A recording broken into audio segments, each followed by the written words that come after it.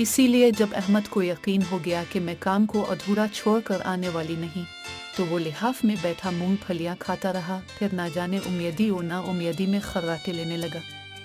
शौहर की सबसे अजीब बात यह है कि वो बीवी की बेइस्बाती को कभी बेवफाई नहीं गर्दानता, क्योंकि उसे बीवी की ताबीदारी पर इतना यकीन होता है जितना इस बात पर कि वो चूंकि मर्द है सो बीवी इससे मगनियन है। हालांकि वो नहीं जानता कि औरत की भूख तो खाना बनाते बनाते ही भर जाती है और मर्द समझता है कि इसकी मासूम सी मर्दानगी ने जुग जीत लिया।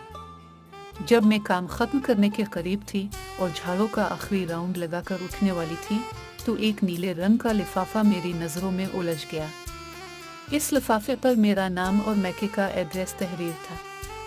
हैंड राइटिंग भी जानी पहचानी लग रही थी। ना जाने क्यों गैर इरादी तौर पर मैंने वो लिफाफा उठा लिया।